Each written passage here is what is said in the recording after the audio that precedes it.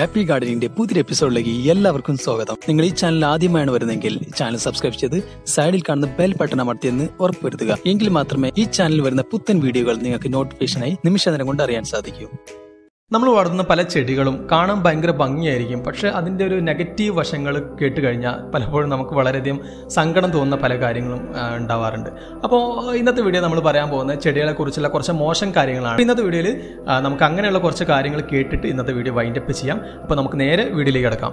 ഏകദേശം 6-7 മാസങ്ങൾക്ക് മുമ്പാണ് തോന്നുന്നു 1-2 വീഡിയോകൾ നമ്മൾ ചെയ്തിട്ടുണ്ടായിരുന്നു. നമ്മൾ വീട്ടിൽ വളർത്തുന്ന വിഷ ചെടികളെ കുറിച്ചായിരുന്നു ആ ഒരു വീഡിയോ. അതിൽ നമ്മൾ വിശദമായിട്ട് പല ചെടികളെക്കുറിച്ചും അതിൻ്റെ വിഷ സ്വഭാവങ്ങളെക്കുറിച്ചൊക്കെ നമ്മൾ 1-2 പാർട്ടായിട്ട് നമ്മൾ ചെയ്യുന്നുണ്ടായിരുന്നു. അതുപോലെ തന്നെ നമ്മൾ യുഫോർബിയ പ്ലാന്റ്സിനെ കുറിച്ചും അതിൻ്റെ കുറച്ച് പ്രശ്നങ്ങളെ കുറിച്ചൊക്കെ നമ്മൾ വീഡിയോ ആയിട്ട് ചെയ്തിട്ടുണ്ടായിരുന്നു. അപ്പോൾ ആ ഒരു വീഡിയോകളൊക്കെ ഏകദേശം 6-7 ലക്ഷം ആളുകൾ കണ്ട വീഡിയോകളായിരുന്നെന്നാണ് എനിക്ക് തോന്നുന്നത്. അത്യാവശ്യം ആളുകൾ കണ്ടിട്ടുള്ള ഒരു വീഡിയോ തന്നെയായിരുന്നത്.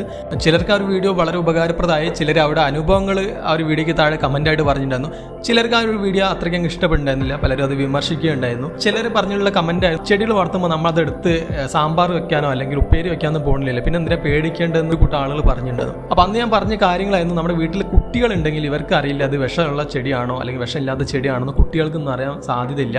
അവരിതെടുത്ത് കളിക്കുന്ന സമയങ്ങളെടുത്ത് കടിക്കാനോ അല്ലെങ്കിൽ അതിൻ്റെ ഇലകളെടുത്ത് ഞെരട്ടി കയ്യിൽ പിടിക്കാനൊക്കെ സാധ്യത വളരെ കൂടുതലാണ്. അപ്പോൾ അങ്ങനെയുള്ള പ്രശ്നങ്ങളും സംഭവിക്കാം. അതുപോലെ തന്നെ വീട്ടിൽ പെറ്റ്സ് ഉണ്ടെങ്കിൽ ഈ പെറ്റ്സൊക്കെ വന്നിട്ട് ഇതിൻ്റെ ഇലകളെടുത്ത് കടിക്കാനൊക്കെ സാധ്യത വളരെ കൂടുതലാണ്.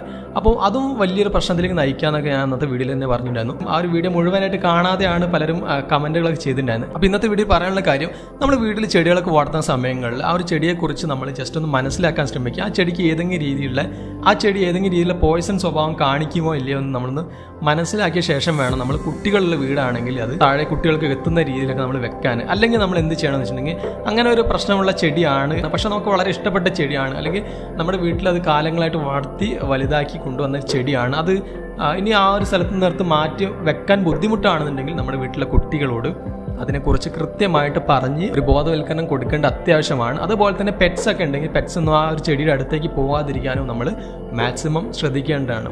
എല്ലാ ചെടികളും വളരെ നല്ല ചെടികളാണ് അല്ലെങ്കിൽ ഫ്രണ്ട്ലി ചെടികളാണെന്ന് ആരും വിചാരിക്കരുത്. പല ചെടികളും അതിൻ്റെ ഭംഗി കണ്ടു കഴിഞ്ഞാൽ വീട്ടിൽ കൊണ്ടുവെക്കുകയും ചെയ്യും. പക്ഷേ അതിൻ്റെ ടോക്സിസിറ്റി കേട്ട് കഴിഞ്ഞാൽ വളരെ പേടിക്കുന്ന പല ചെടികളുണ്ട്. അപ്പോൾ അതിനെക്കുറിച്ച് നമ്മൾ വിശദമായിട്ട് ആ വീഡിയോ പറഞ്ഞിട്ടുള്ള കാര്യമാണ്, വീണ്ടും ആവർത്തിക്കുന്നില്ല.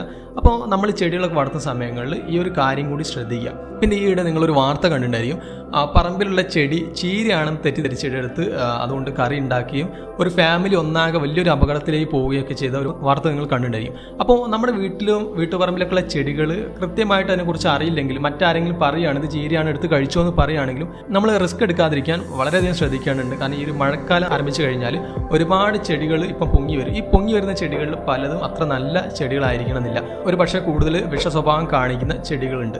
അപ്പോൾ അന്ന് അവർ ചീരയാണെന്ന് എടുത്ത് കഴിച്ച ചെടി ഉമ്മത്തിൻ ചെടിയുടെ ഇലയാണ്. അപ്പോൾ ആ ഉമ്മത്തിൻ ചെടി എന്ന് പറഞ്ഞു കഴിഞ്ഞാൽ വളരെ ടോക്സിസിറ്റി കാണിക്കുന്ന ഒരു ചെടിയാണ്. ഇതേ വർഗത്തിൽപ്പെട്ട മറ്റൊരു ചെടിയാണ് ഏഞ്ചൽ സ്ട്രംബറ്റ്. പേരിൽ മാത്രമേ ഏഞ്ചൽ ഉള്ളൂ. വിഷ സ്വഭാവം എന്ന് പറഞ്ഞു കഴിഞ്ഞാൽ അതിൽ ഒരുപാട് ആൽക്കലോയിഡുകൾ അടങ്ങി. ആൽക്കലോയിഡുകൾ എന്ന് പറഞ്ഞു കഴിഞ്ഞാൽ അത് ചെടിയിലുള്ള കുറച്ച് രാസസംയുക്തങ്ങളാണ്. ഈ രാസസംയുക്തങ്ങൾ ഒരു പക്ഷേ നമുക്ക് ഉപകാരമുള്ള രാസസംയുക്തങ്ങളാകാം, ഒരു പക്ഷേ നമുക്ക് ദോഷം ചെയ്യുന്ന രാസസംയുക്തങ്ങളാകാം. അപ്പോൾ ഉപകാരമുള്ള തരം രാസസംയുക്തങ്ങളൊക്കെ ഇപ്പോൾ മോഡേൺ മെഡിസിനിലൊക്കെ എടുത്ത് ഉപയോഗിക്കുന്നുണ്ട്. അതുപോലെ തന്നെ ഇതിലുള്ള വിഷ സ്വഭാവം കാണിക്കുന്ന ആൽക്കലോയിഡുകൾ നമുക്ക് വളരെയധികം ഉപദ്രവം ചെയ്യുന്ന സംഭവങ്ങളാണ്. ഈ ഏഞ്ചൽ സ്ട്രംബറ്റിന്റെ ഇലകളിൽ ഇങ്ങനെയുള്ള ഒരുപാട് ആൽക്കലോയിഡുകൾ അടങ്ങിയിട്ടുണ്ട്. അതിൽ ചില ആൽക്കലോയിഡുകളാണ് ആട്രോപൈൻ, സ്കോപ്പിലാമൈൻ, ഐസോസയാമിൻ. ഇങ്ങനെയുള്ള ആൽക്കലോയിഡുകൾ നമ്മുടെ ശരീരത്തിനകത്ത് കയറി കഴിഞ്ഞാൽ ചില സമയങ്ങളിൽ നമുക്ക് ഡിസ്റ്റർബിംഗ് ആയിട്ടുള്ള ഹാലൂസിനേഷൻസ് അനുഭവപ്പെടാം. നമ്മുടെ കണ്ണിന് മുന്നിലൂടെ എന്തെങ്കിലും കാര്യങ്ങൾ പോകുന്ന പോലെ, അല്ലെങ്കിൽ നമ്മളെ കേൾവി ലോസരപ്പെടുത്തുന്ന കുറേ ശബ്ദങ്ങൾ കേട്ടുകൊണ്ടിരിക്കുക. കുട്ടികൾക്കൊക്കെയാണ് ഇത് അനുഭവപ്പെടുന്നതെങ്കിൽ കുട്ടികൾ നിർത്താതെ കരഞ്ഞുകൊണ്ടിരിക്കും.